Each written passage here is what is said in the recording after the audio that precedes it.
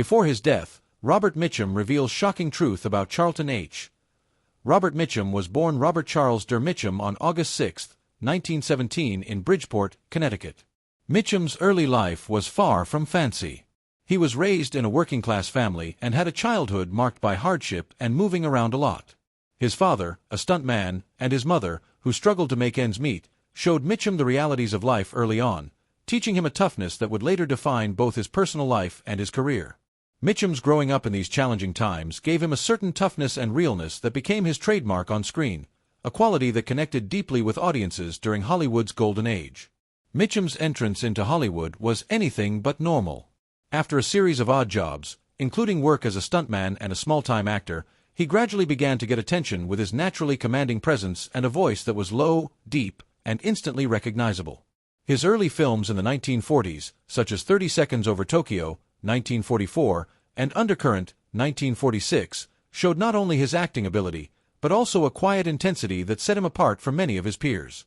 Unlike the often over-the-top performances typical of that time, Mitchum's style was subtle, understated, and naturally modern.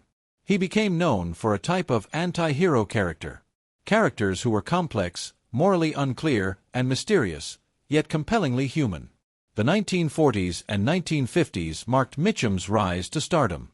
One of his defining early roles was in Out of the Past, 1947, a classic film noir where Mitchum played Jeff Bailey, a private detective tangled in a web of lies, passion, and betrayal. His performance in this film cemented his reputation as a master of the noir genre, capable of showing the tension, vulnerability, and doom that the genre demanded. Mitchum's cool, detached manner, combined with an undercurrent of emotional depth, made him the perfect noir leading man. He was not merely acting. He inhabited his characters in a way that made them seem lived in and real, whether they were troubled lovers, cunning villains, or tough heroes. One of the most remarkable aspects of Mitchum's career was his versatility. Though often associated with dark, brooding characters, he also excelled in westerns, comedies, and musicals. Films like The Night of the Hunter, 1955, in which he played the chillingly scary preacher Harry Powell, showed his ability to terrify with minimal effort. His calm, quiet menace was way more unsettling than over-the-top dramatics. In contrast, Mitchum's appearances in lighter movies, including musicals like The Story of G.I. Joe 1945, revealed a warmth and humor that balanced his otherwise tough screen persona. This range not only showed his immense talent, but also made sure that he remained relevant across decades in a rapidly changing film industry. Off-screen, Robert Mitchum built an aura of rebellion and independence that mirrored his screen characters. Known for his wit, dry humor, and hatred for Hollywood fakeness, he was both admired and feared by studio executives.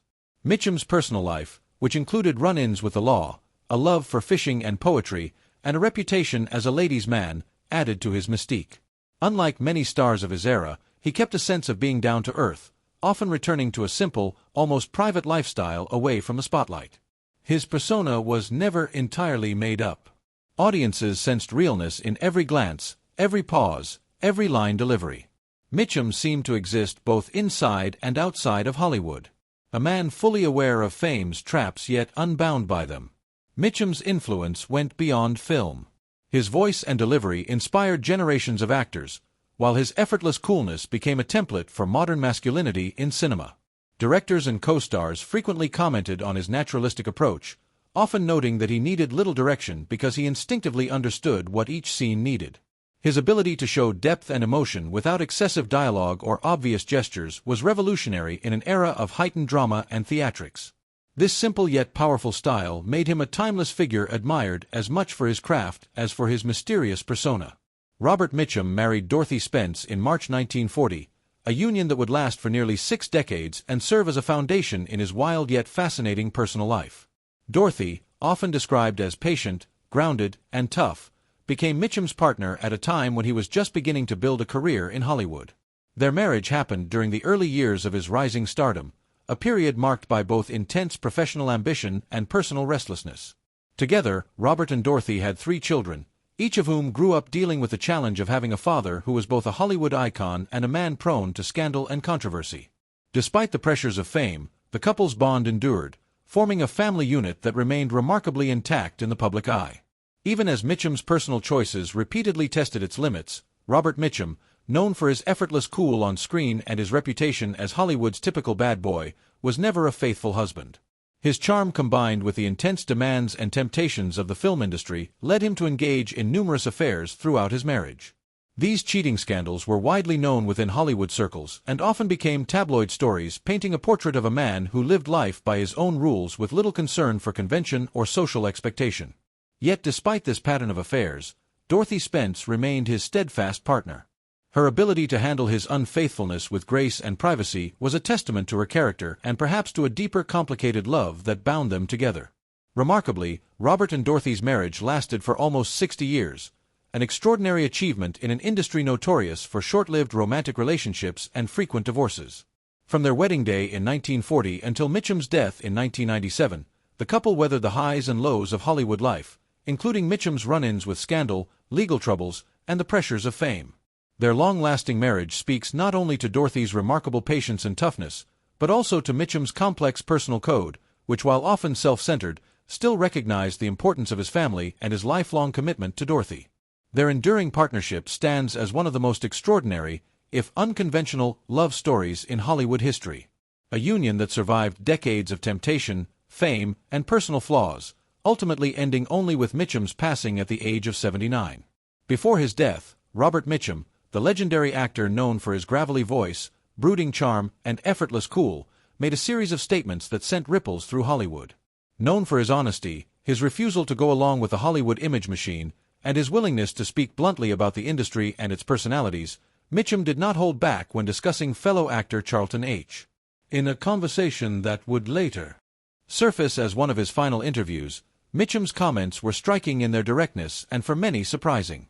Charlton, Mitchum said, wasn't always what he seemed on the screen or even at public events. People loved to put him on a pedestal, but there was a side to him most never saw. This statement immediately caught attention because Charlton H., known for his statue-like presence, booming voice, and iconic roles in films such as Ben-Hur and the Ten Commandments, was widely seen as the example of integrity and classical Hollywood heroism. Mitchum's words suggested that behind the well-crafted public persona, there existed layers that were rarely discussed and perhaps misunderstood.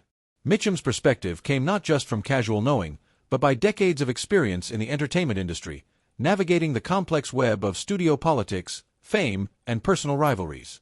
We worked in the same circles, saw the same parties, the same premieres, and you got to know people, he explained. You understand who they are when the cameras aren't rolling and not everything matches the legend. This insight revealed a deeper truth about Hollywood itself, the difference between image and reality. Mitchum had long been admired for his ability to balance fame with a certain defiance of its traps. Unlike many of his peers, who carefully built their public image, Mitchum was refreshingly authentic, sometimes disrespectfully so. His bluntness in discussing H reflected this same philosophy that honesty, even if uncomfortable, mattered more than protecting reputations. The actor went further, shedding light on aspects of H's personality that few outsiders might have known. He could be incredibly charming, Mitchum recalled, but there were moments of stubbornness, arrogance, and an obsession with control that could be hard to handle. Here Mitchum was not making a personal attack, but rather describing a complex individual navigating the pressures of fame, political activism, and public expectation.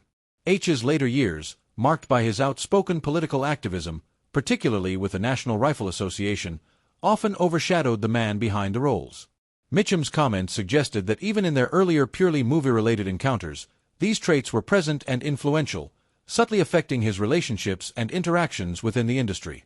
Mitchum also touched on the nature of Hollywood friendships and rivalries, a world where friendship could be as fake as it was genuine.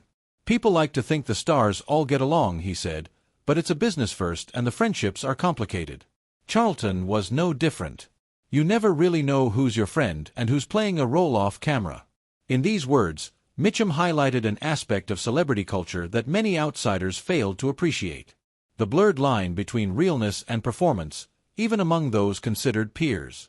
The revelation was not meant to ruin H's legacy, but to humanize him, to remind the world that beneath the statue-like heroism lay a person subject to the same contradictions, insecurities, and ambitions as anyone else.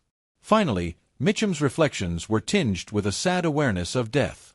Speaking shortly before his own death in 1997, he seemed to be thinking not just on H, but on the nature of life, legacy, and memory.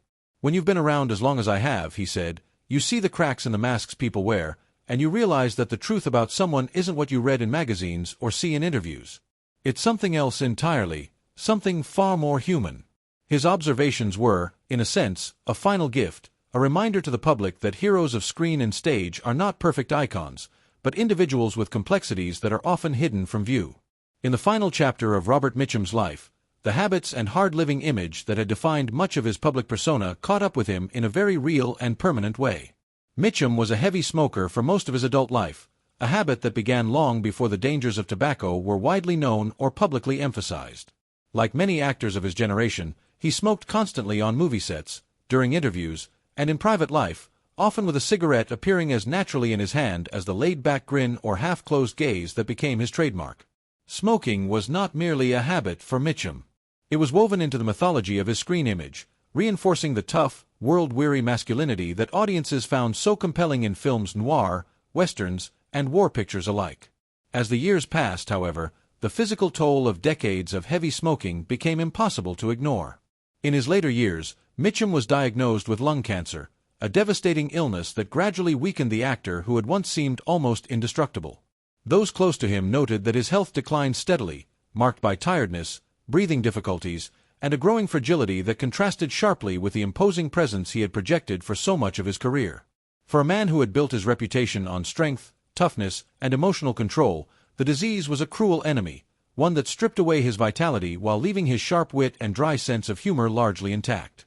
Despite his illness, Mitchum faced his condition with the same blunt realism that characterized much of his life. He was not known to romanticize his suffering or seek public sympathy, and he rarely spoke in sentimental terms about his health. Instead, he accepted the consequences of his choices with a kind of fatalistic honesty, aware that the habits he had embraced for decades were now demanding their price. This acceptance reflected the broader philosophy by which he lived, a refusal to pretend innocence coupled with an unflinching acknowledgement of life's darker truths. Robert Mitchum died on July 1, 1997 in Santa Barbara, California, dying from complications from lung cancer. He was 79 years old. His death marked the end of an era in Hollywood, a time when movie stars were larger than life, yet deeply flawed, and when personal excesses were often inseparable from creative brilliance. News of his passing prompted an outpouring of tributes from fellow actors, filmmakers, and critics, many of whom emphasized not only his extraordinary talent, but also the unique presence he brought to the screen. Mitchum was remembered as an actor who could convey danger, tenderness, irony, and exhaustion with the smallest shift of expression, and whose performances felt lived in rather than performed.